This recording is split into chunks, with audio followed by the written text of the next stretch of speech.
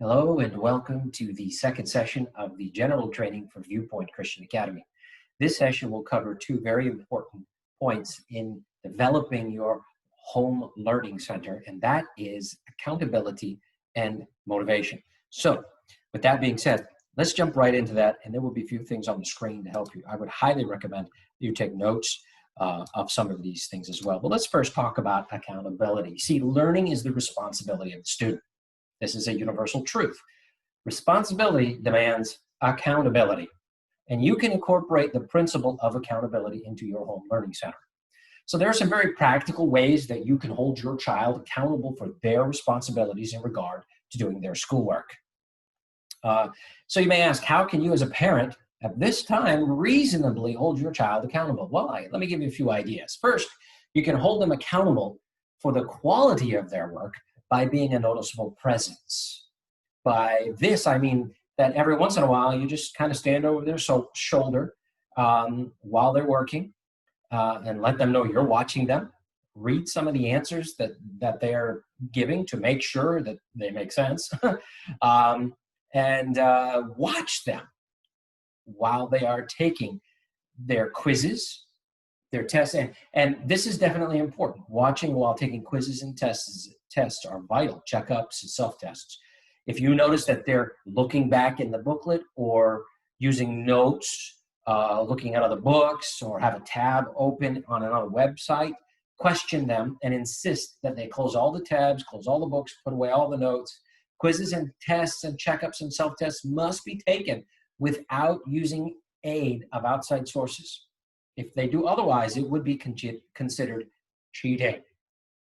So that's very important. They are not open book.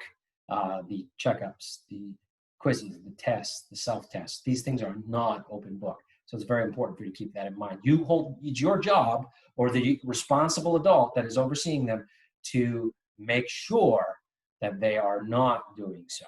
So you have to hold them accountable, right? We highly recommend, if there's anything about accountability, this is the most important thing.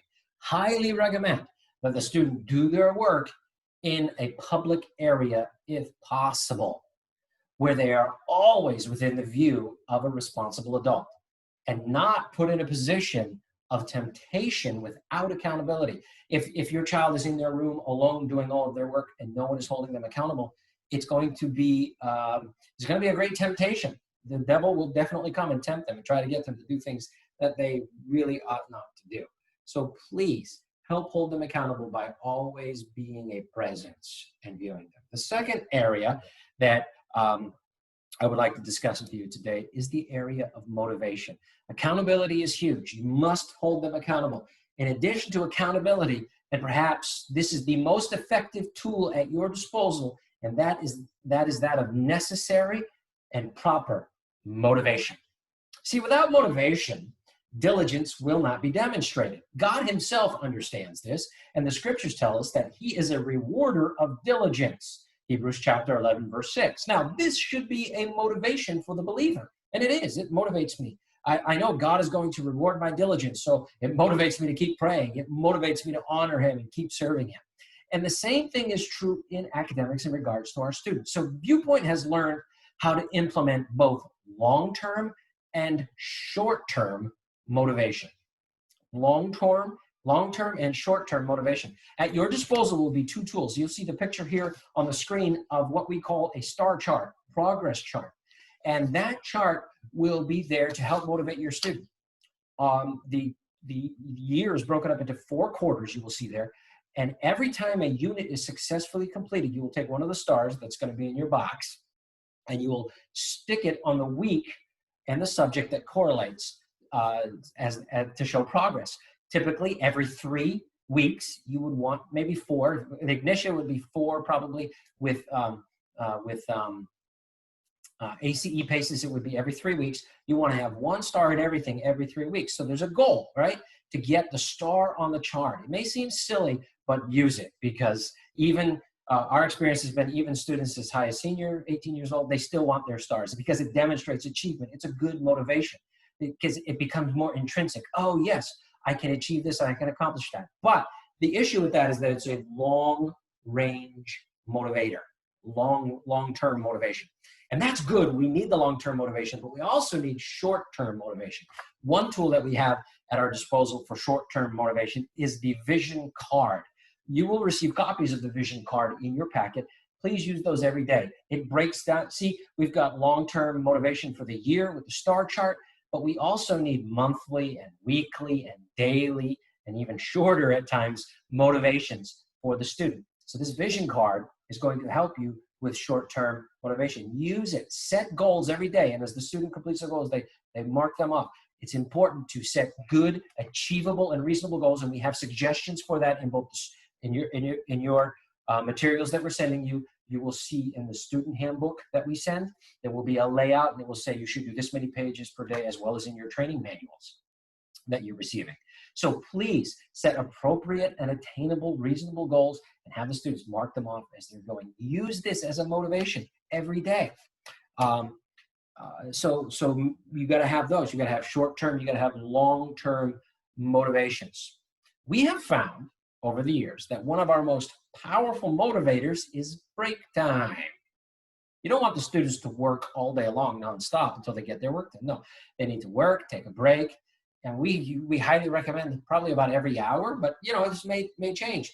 My own family, typically we take a mid-morning break, a lunch break, and a mid-afternoon break, and then by that time, hopefully the work is done or shortly thereafter. But you can maybe do every hour. Whatever you think works best for your family, you set that schedule. But many students just live for the next recess. We do. And we have often tied diligence and accomplishment to break time. They need a break.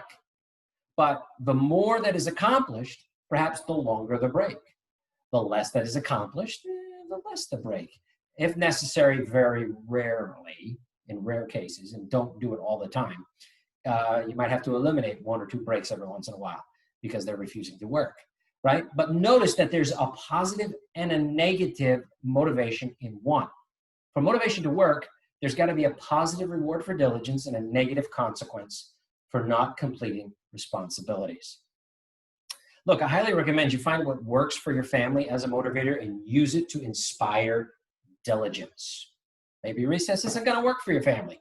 Maybe it's going to be connected to TV or video games or cell phones, cell phone access, whatever it is. Accomplishment releases those positives, and a lack of accomplishment restricts them. However, it ends up looking in your home, motivation is the key that unlocks the power of accomplishment. Use it wisely, and if you want any suggestions or if you need to bounce off any ideas, call us. I'm having trouble motivating.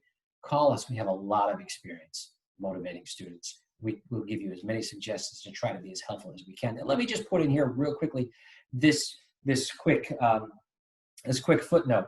I'm not talking about bribery. When I talk about motivation, I'm not talking about bribery. What's the difference? Well, motivating and giving a reward is me attempting to inspire my child to fulfill their responsibilities.